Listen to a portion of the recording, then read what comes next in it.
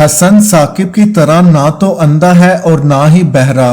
गौहर की सब चालों को अपनी आंखों से देख चुका है और उसके करतूत अपने कानों से कई बार सुन चुका है।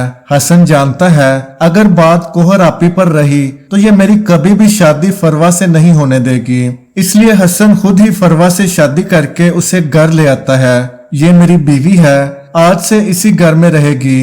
गौहर और सब घर वाले हैरान रह जाते हैं, लेकिन हसन किसी की परवाह नहीं करता और गौहर को इस बात का बहुत गुस्सा होता है। फरवा पर अपना रौब डालने के लिए अगले दिन ही गौहर उसे कुटहरे में खड़ा कर लेती है और मासूमाना शक्ल बनाकर कहती है, हम सब बहन भाई आपस में बहुत प्यार करते हैं। बड़ी बहन होने के नाते इस घर में मेरा हुक्म चलता है, तो याद रखना कुछ भी करना हो मेरी इजाजत से करना होगा, वरना तुम्हारा वो हाल करूंगी सारी जिंदगी रोती फिरोगी। फरवा राबी की तरह मासूम नहीं जो गौहर की बातें चुपचाप सुन लेती। गौहर से कहती है, आपके लिए अच्छा होगा अपना हुक्म अपने शोहर के घर जाकर चलाएं। ये घर अब मेरा है और हुक्म भी मेरा ही चलेगा। ये सुनकर गौहर की आंखें फटी की फटी रह जाती हैं। उसे उम्मीद नहीं थी कि फरवा इस तरह गौहर का मुंह तोड़ेगी। बड़े गुस्से में अपनी माँ के पास आकर उसे बताती है कि फरवा कितनी बदलिहाज है, इसको तो मैं बाद में ठीक करूंगी,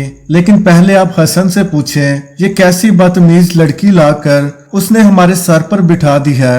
ये बात साकिब सुन लेता है, जो अपनी बहन के हाथों बर्बाद होने के बाद कहता है कि गौहर आप ही कोशिश करना इन दोनों का घर बचा रहे। ये सुनकर गौहर के रंग ही उड़ जाते हैं। साकिब, क्या मैंने तुम्हारा घर उजाड़ा है? साकिब कोई जवाब नहीं देता और वहां से चला जाता है। फरवा गौहर के लिए दर्दे सर बन चुकी है, ना तो उसकी कोई बात मानती है और ना ही इज्जत करती है। गौहर उसकी जुबान दराजी से गुस्से में आ जाती है। तुम मेरे सामने जुबान चलाओगी? थप्पड़ मारने लगती है तो हसन हाथ पकड़ लेता है। बस आपी, मैं ये बर्दाश्त नहीं करूंगा, बेहतर होगा आइंदा आप हम दोनों के मामले में मत पड़ना। इतने में वहां जहांगीर अपने बेटे से मिलने आ जाता है। गौहर घर में तमाशा लगाकर बैठी होती है। जहांगीर मुस्कुराने लगता है। वाह क्या घराना है, एक लड़की को बर्बाद कर चुके हैं और अब दूसरी की तैयारियां हैं। इससे पहले कि गौहर तुम हसन की जिंदगी भी बर्बाद कर दो, चलो मेरे साथ घर वापस चलो। गौहर कहती है,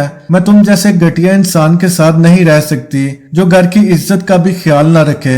जहांगीर कहता है, गौहर शर्म करो, इतना अरसा मेरे साथ गुजार चुकी हो, अभी तक नहीं समझ सकी मेरा और राबी का ऐसा कोई ताल्लुक नहीं था। गौहर कहती है, मैं सब समझती हूँ, तुम कितने शरीफ हो। जहांगीर गुस्से में आ जाता है। गौहर मुझे मजबूर मत करो, ऐसा ना हो मैं वो कर जाऊं जो तुमने सोचा भी ना हो। गौहर चिल्लाती है, क्या करोगे? तुम जो चाहो कर सकते हो, मुझे तुम्हारी कोई परवाह नहीं। जहांगीर गुस्से में उसे तलाक दे देता है और यही गौहर का अंजाम था। दूसरी तरफ राबी को तलाक के बाद एक और बहुत बड़े सदमे से गुजरना पड़ता है। उसके भाई की मौत हो जाती है। राबी और उसकी बाबी पर क़यामत टूट पड़ती है। माँ बाप को तो पहले ही खो बैठी थी, अब भाई का साया भी छिन चुका है। राबी रोती हुई अपनी बाबी से कहती है, जिस लड़की के सर पर बाप और भाई का साया ना हो, हर कोई उसे रास्ते का पत्थर समझकर ठोकर मारता है।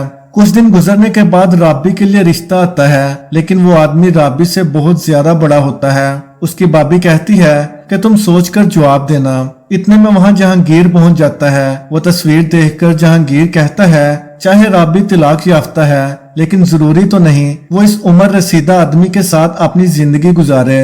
राबी गुस्से में आ जाती है, आपकी वजह से मेरी जिंदगी पहले बर्बाद हो चुकी है, खुदा के लिए मेरा पीछा छोड़ दें। और बाबी से कहती है कि आप इन साहब को बुला लें, मैं आज ही इनसे निकाह कर लूंगी। तो दोस्तों, आपके ख्याल में क्या राबी को इस उम्र रसीदा से शादी करनी चाहिए या फिर उसकी शादी जहांगीर से होनी चाहिए? कमेंट करके लाजमी बताएं। शुक्रिया।